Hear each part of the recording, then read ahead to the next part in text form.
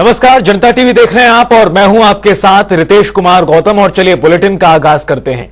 उत्तराखंड में 5 लोकसभा सीटों के लिए 19 अप्रैल को पहले चरण में ही मतदान हो जाएगा, जिसको लेकर सभी राजनीतिक पार्टियां प्रचार प्रसार कर रही हैं।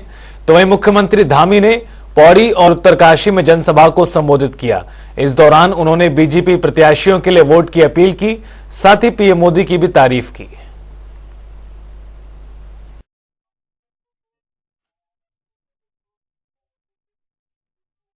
हम सब जानते हैं सीमा में हमारे इस उत्तराखंड के लोग अपनी सेवाएं देते हैं, 24 घंटे सेवाएं देते हैं। पहले के समय में क्या होता था, अगर सीमा पार से गोली आती थी तो गोली का जवाब देने के लिए भी उनको पूछना पड़ता था।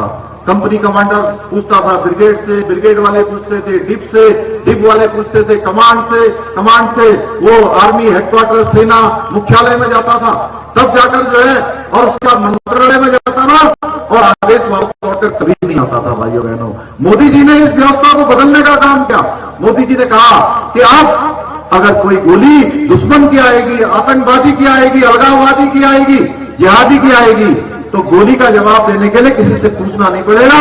गोली का जवाब गोलों से देने का काम भारत की सेना करेगी। भाइयों बहनों, इस प्रकार से उन्होंने काम किया है। और भी उन्होंने बहुत सारे ऐतिहासिक निर्णय लिए हैं। 3 तलाक का खात्मा किया है, सीएए का कानून देश के अंदर लागू हुआ है। जो विदेशों से हमारे बांग्लादेश में, अफगानिस्तान में, पाकिस्तान में हिंदू भाई, बौद्ध भाई, सिख भाई वहां रहते थे, उनको आत्मसम्मान से जीने के लिए भारत की सदस्यता देने का काम भी प्रधानमंत्री मोदी जी ने किया है। आप सबका अपनी ओर से स्वागत करता हूं, अभिनंदन करता हूं, आपका धन्यवाद देता हूं कि आप सब ने हमारी ऊर्जा बढ़ाने का काम किया है और महारानी जी को आप अपना समर्थन दे रहे हैं। इनके समर्थन के साथ साथ आपका समर्थन सीधे सीधे प्रधानमंत्री मोदी जी को जा रहा है, तीसरी बार देश का प्रधानमंत्री बनाने के लिए। हम सभी जानते हैं कि ये जो चुनाव है 19 अप्रैल को होने वाला चुनाव, ये इस बार का चुनाव बहुत ऐतिहासिक चुनाव होने जा रहा है। इस चुनाव में हमारे प्रधानमंत्री मोदी जी ने जो 10 सालों तक देश के लिए तपस्या की है, एक एक पल और एक एक क्षण लगाया है, उसका प्रतिफल मिलने का चुनाव है और उनको तीसरी बार देश का प्रधानमंत्री बनाने का चुनाव है। माला लक्ष्मी शाह जी को आप सब जानते हैं, बेदाग छवि है उनकी। हमेशा जो अपने क्षेत्र के काम है, संसद के काम है, पार्टी के काम है, उनको लगातार आगे बढ़ाती हैं।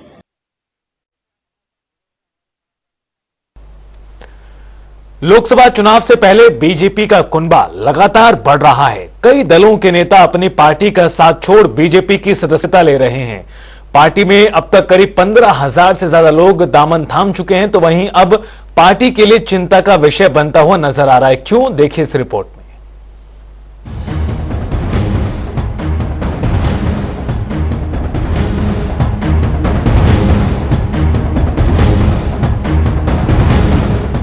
भारतीय जनता पार्टी में विपक्षी दलों के नेताओं का बढ़ना अब पार्टी के लिए चिंता का विषय बनता जा रहा है।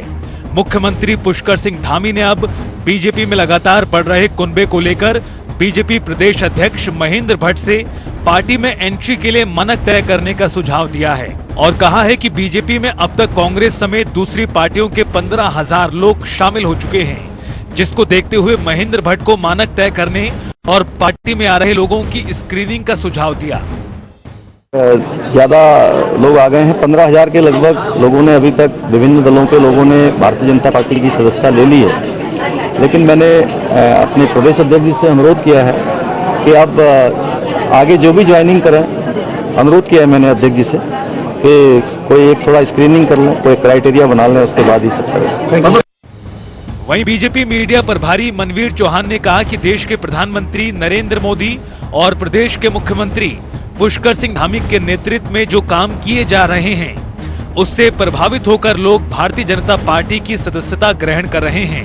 उन्होंने कहा कि जो लोग देश के हित में सोचते हैं, उनके लिए पार्टी के दरवाजे खुले हैं और स्क्रीनिंग कमेटी भी बनाई गई है, जिससे पार्टी में आ रहे लोगों की स्क्रीनिंग की जा रही है। उन्होंने कहा कि मुख्यमंत्री ने मानक तय करने का जो सुझाव दिया है, उसके चलते अब पार्टी और ध्यान रखते हुए उनके आदेशों का पालन करेगी। ये विश्व की सबसे बड़ी पार्टी भारतीय जनता पार्टी है और हमारे पास विश्व का सबसे लोकप्रिय नेता आज नरेंद्र भाई मोदी जी हैं। उन्होंने जो हमारे देश को आगे बढ़ाने के जो काम किए हैं और हमारे प्रदेश के यशस्वी मुख्यमंत्री माननीय पुष्कर सिंह धामी जी जो लगातार प्रदेश के विकास के लिए रात दिन लगभग 16, 17, 18 घंटे लगातार जो काम कर रहे हैं और 2025 तक उत्तराखंड राज्य को देश का सर्वश्रेष्ठ राज्य बनाने का जो उन्होंने लक्ष्य रखा है उसको जो काम कर रहे हैं उससे प्रभावित होकर के विभिन्न दलों के लोग उससे प्रभावित होकर भारतीय जनता पार्टी ज्वाइन कर रहे हैं और जो आदरणीय नरेंद्र भाई मोदी जी ने विकसित भारत का संकल्प लिया है उस संकल्प को पूरा करने के लिए आम जनमानस चाहे वो किसी भी दल का हो उसको पूरा करने के लिए अपनी आहुति देना चाहता है और इसलिए वो भारतीय जनता पार्टी ज्वाइन कर रहा है। तीसरी बार नरेंद्र भाई मोदी को प्रधानमंत्री बनाना चाहता है। इसलिए भारतीय जनता पार्टी ने सभी लोगों के लिए जो देश के बारे में अच्छा सोचते हैं, जो प्रदेश के बारे में अच्छा सोचते हैं, जो अच्छे विचार रखते हैं, वो चाहे किसी भी दल के लोगों उनके लिए हमने हमेशा दरवाजे अपने खुले रखें, आदरणीय हमारे मुख्यमंत्री जी ने कहा है। वहीं मुख्यमंत्री के सुझाव पर कांग्रेस पार्टी ने चुटकी ली। कांग्रेस प्रदेश उपाध्यक्ष मथुरा दत्त जोशी का कहना है कि बीजेपी का अपने कार्यकर्ताओं पर विश्वास नहीं रहा, ना उनके कार्यकर्ता काम कर रहे हैं, जिसकी वजह से पार्टी घबराहट में है और दूसरी पार्टी के लोग अपनी पार्टी में शामिल किए जा रहे हैं। उन्होंने कहा कि बीजेपी के उम्मीदवारों का विरोध भी हो रहा है और अब जब पार्टी में असंतोष दिखाई पड़ रहा है तो मुख्यमंत्री ने मानक तय करने की बात कही है। अपने कार्यकर्ताओं में एक तो विश्वास नहीं रहा और उनके कार्यकर्ता काम भी नहीं कर रहे हैं, इसलिए भारतीय जनता पार्टी घबराहट में भी है। इसीलिए दूसरी पार्टी के नेताओं को कार्यकर्ताओं को ज्वाइन करा के अपना काम कराना चाहती है। उनकी आदत है, हर हमेशा उन्होंने दूसरे की गाय में गोदान किया है क्योंकि अपने लोगों पर भरोसा रहा नहीं। अपने लोगों को आज तक ठगते और छलते आए हैं। 10 साल में कुछ दिया नहीं कार्यकर्ताओं को, कार्यकर्ताओं के लिए सोचा नहीं, दायित्व तो बटे नहीं, जो बटे भी तो अपने अपने को दिया है और आम कार्यकर्ता के लिए कुछ नहीं किया है, उसका केवल शोषण ही किया है। तो आज स्थिति ऐसी आई है कि देख लीजिए जगह जगह भारतीय जनता पार्टी के उम्मीदवारों का विरोध भी हो रहा है। इसलिए घबराहट में भाजपा दूसरे पार्टी के कार्यकर्ताओं को ले रही है और अब असंतोष जब कार्यकर्ताओं दिखा है इसलिए मुख्यमंत्री को कहना पड़ रहा है वे रोको भाई तो ज्यादा हो जाएगा। बीजेपी के लगातार बढ़ रहे कुनबे से एक तरफ जहां मुख्यमंत्री ने चिंता जताई तो वहीं कांग्रेस बीजेपी पर हमलावर है। अब देखना होगा कि मुख्यमंत्री के सुझाव के बाद बढ़ते लोगों की चुनौती से पार्टी बाहर आ पाती है या असमंजस की स्थिति में फंसी रह जाती है। जनता टीवी के लिए देहरादून से नवीन शुक्ला की रिपोर्ट।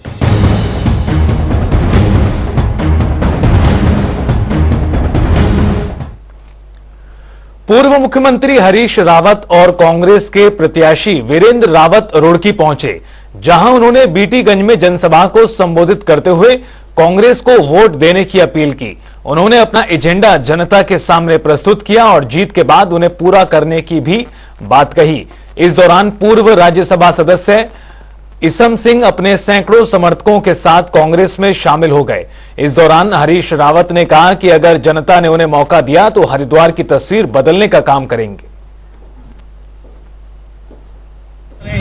उनको कम से कम पहली पंक्ति में न सही तो दूसरी पंक्ति में स्थान मिल जाए। यदि वो कहीं बहुत पीछे बैठे हुए दिखाई दिए तो हमको तकलीफ होगी। आगे बहुत दिनों तक हमारे साथ रहे हैं, हमने उनको बड़े मान और सम्मान के साथ मेरे बयान को छोड़ मोड़ करके पेश न करिए।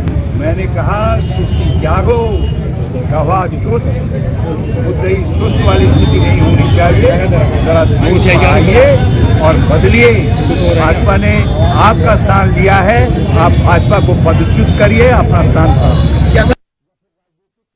नेता जो है वो शामिल हो रहे हैं, लेकिन जनता जो है हमारे साथ है, उनके साथ के कार्यकर्ता हमारे साथ है। और आज आपने देखा और चुनाव की बेला पर तो ये आना जाना लगा ही रहता है। आज हमारे रीति नीतियों को, कांग्रेस की रीति नीतियों को से जो है जानकर जो है लोग आज शामिल हुए हैं। आज आपके बसपा के पूर्व प्रदेश अध्यक्ष इसम सिंह जी जो है कांग्रेस में शामिल हुए हैं पूरी टीम के साथ। शिवसेना के उदय राज जी जो है वो शामिल हुए हैं पूरी टीम के साथ। तो ये तो मेला लगा रहता है, चुनाव के वक्त लोग आते हैं जाते हैं। सीएम पुष्कर सिंह धामी ने विधानसभा क्षेत्र डोईवाला के अंतर्गत मारक मग ग्रांट में आयोजित जनसभा को संबोधित किया। इस दौरान कहा कि ये चुनाव विकसित भारत, शक्तिशाली भारत, सीमाओं को मजबूत करने और मातृशक्ति को सशक्त करने 2047 तक सर्वश्रेष्ठ भारत बनाने का चुनाव है। उसमें मातृशक्ति हमारी महिलाओं का बहुत बड़ा योगदान होता है, बहुत बड़ी संख्या होती है। इसलिए हमने तय किया कि हमने मातृशक्ति के साथ जो भी संकल्प लिए हैं, हमने कहा था हम गरीब परिवारों को नई सरकार के गठन होते ही 3 सिलेंडर रिफिल करके मुफ्त में देंगे। ये योजना हमने लागू कर दी भाइयों बहनों। 1,82,000 परिवारों को इस योजना का लाभ मिल रहा है।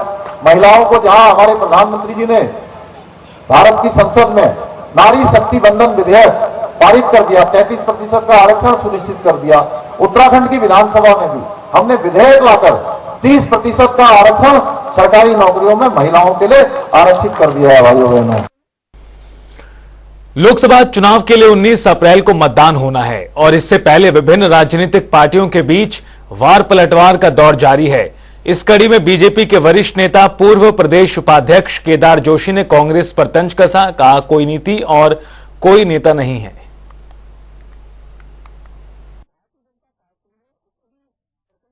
देखिए, भारतीय जनता पार्टी 24/7 365 दिन काम करने वाला दल है और हमेशा हम चुनाव की तैयारी में रहते हैं और किसी भी चुनाव को हमारी पार्टी ने, आप कभी का भी वो ले लीजिए, इसको हल्के में नहीं लिया है। हमारी पार्टी का चुनाव लड़ने का जो सिस्टम है, जो तरीका है, जैसे का तैसा है। हमारे सारे स्टार प्रचारक राजनाथ सिंह जी, योगी जी और बड़े बड़े लोग यहाँ पर आने वाले हैं। सबकी तिथियां लगभग तय हो चुकी हैं। माननीय मोदी जी के दूसरा कार्यक्रम होने जा रहा है, अमित शाह जी का कार्यक्रम होगा। कांग्रेस के पास कार्यक्रम भी नहीं रहे और उनके नेताओं में भी कोई उत्साह नहीं रहा। उनका नेतृत्व ही उत्साहविहीन हो गया है। कांग्रेस आज नेतृत्व विहीन है। जिस तरह से कांग्रेस के नेता के रूप में खड़गे जी हैं, उनको दूसरों की भाषा बोलनी पड़ रही है।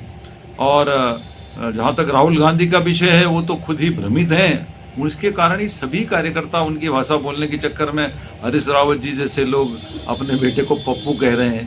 तो आप समझ सकते हैं कि उनकी क्या दशा होगी। किसी तरह का उत्साह उनके कार्यकर्ताओं में, खुद हरीश रावत जी ने कहा हमारा कार्यकर्ता निरुत्साहित है, मान गए, वो हार मान चुके हैं, इसलिए कार्यक्रमों पर भी उनका कोई शायद जोर या कोई व्यवस्था नहीं होगी। उधम सिंह नगर में डीएम ने क्रॉप कटिंग को बढ़ावा दिया, जिसके लिए डीएम ने गांव मालसा के गिरधरपुर पहुंचकर गेहूं के खेत में फसल काटकर लोगों को जागरूक करने का काम किया। इस दौरान डीएम उदय राज सिंह ने बयान दिया और कहा कि सरकार के निर्देशों पर फसल की क्रॉप कटिंग को बढ़ावा देने के लिए फसल को काटा है।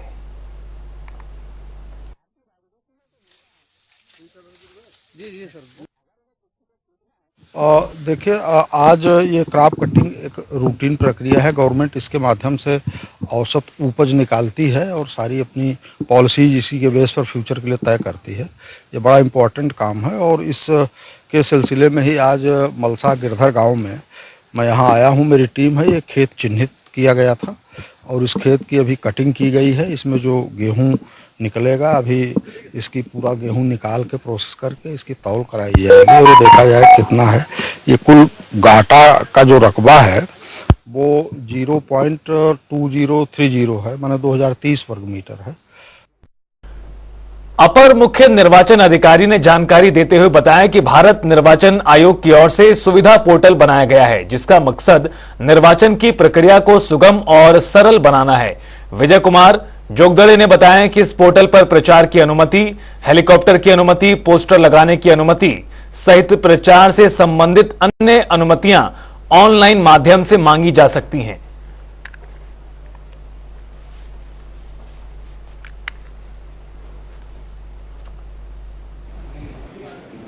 भारत निर्वाचन आयोग के द्वारा विभिन्न पोर्टल्स